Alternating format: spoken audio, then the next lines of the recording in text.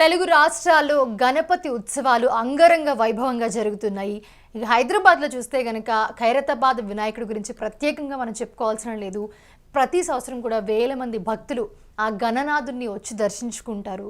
So ఈ ఏడాది 69 అడుగులతో విశ్వశాంతి మహాశక్తి గణపతిగా కొలువుదీరాడు ఆ గణనాథుడు.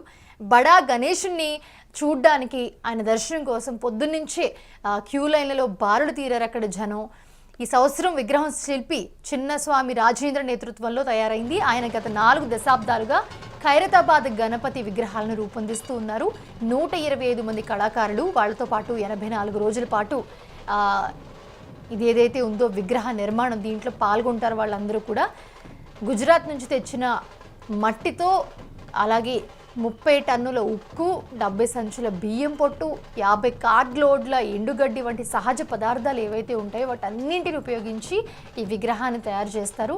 ఇది పర్యావరణహిత విగ్రహం అని కూడా మనం చెప్పుకోవచ్చు. హైదరాబాద్లో సుస్థిర ఉత్సవాలకు ఒక ఉదాహరణగా నిలిచింది ఈ విగ్రహం.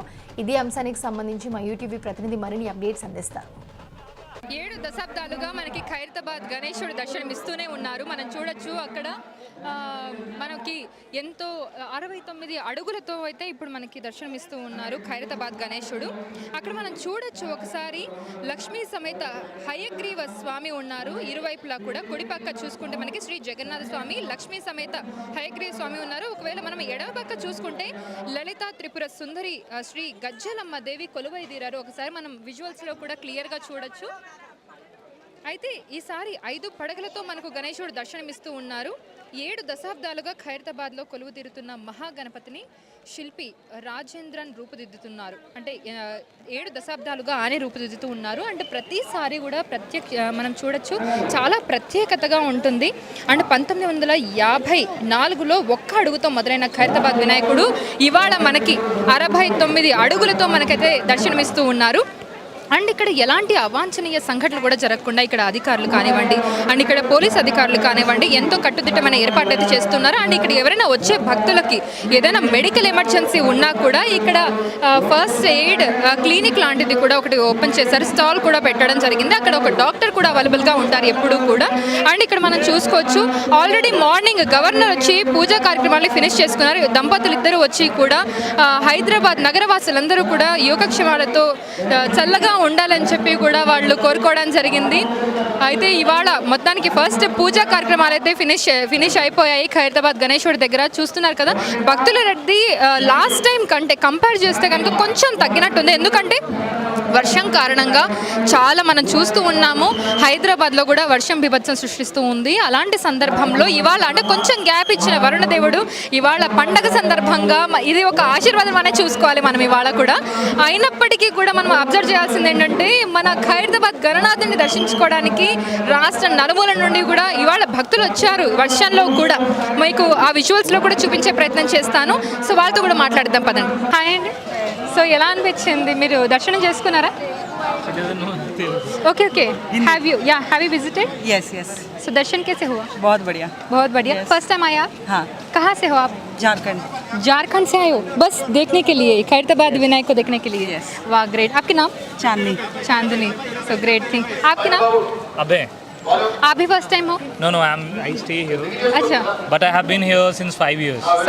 So every time I come over here, I see it's huge. Nice It's nice. huge. आज तो बारिश हो रही है, कैसे लगा आपको?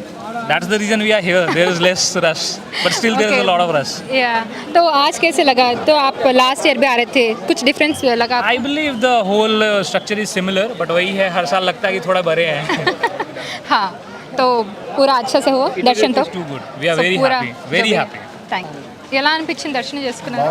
బాగుందా? సో మీరు లాస్ట్ టైం చేసుకున్నారా? ఎలా అనిపించింది లాస్ట్ టైంకి ఇప్పటికి? ఇబ్బందిగా అనిపించిందా? ఓకే. సో లాస్ట్ టైంకి ఇప్పటికీ అదొకటే ప్రాబ్లం, వర్షం పడకపోతే ఇంకా బాగుంటుంది. మీకు ఎలా? సేమ్ డైలాగ్ అండి. ఓకే. సో వర్షం పడడం కారణంగా కొంచెం తక్కువ రష్తో తొందరగా ఈజీగా అయిపోతుంది కదా? బాగుంది. జై గణేశుని దర్శనం మంచిగా ఉంది. ఫస్ట్ టైం వచ్చారా? ఫస్ట్. సో ఎక్కడి నుంచి మీరు? ఎక్కడి నుంచి వస్తాం? ఎక్కడి నుంచి? హైదరాబాద్ నుంచి. హైదరాబాదేనా మీది ప్రాపర్?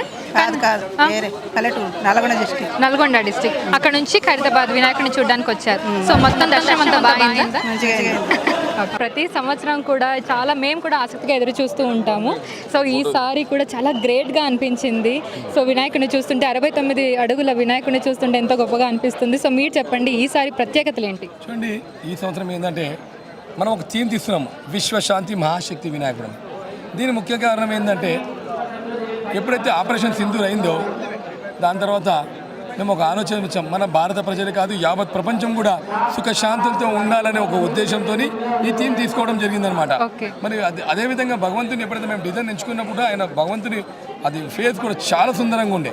సో విశ్వశాంతి మహావినాయకుని ఎంచుకున్న తర్వాత మరి మనం పూరి జగన్నాథుని దగ్గరికి వెళ్ళలేము, ఆ దేవుని ఎంచుకున్నాం. శ్రీ లక్ష్మీ సమేత హయగ్రీవాన్ని కూడా పబ్లిక్ చూడలేదు ఆ స్వామి దేవుడు ఏ విధంగా ఉంటాడని. సో ఆ థీమ్ చేస్తున్నాం. ఇంకో సైడ్ చూస్తే వాసవి కన్యకా పరమేశ్వరి అమ్మవారు, ఇంకోవైపు చూస్తే గజ్జలమ్మవారు. ఏంటంటే గజ్జలమ్మవారు ఎందుకు ఎంచుకున్నామంటే ఏదైతే వినాయకుడు పెట్టే స్థలమో ఆ అమ్మవారి గుడి ఉండే 71 సంవత్సరం తర్వాత ఆ అమ్మవారిని దర్శించుకోవాలి అందరూ తెలియాలనే ఉద్దేశంతో ఈ థీమ్ అనేది తీసుకోవడం జరిగింది.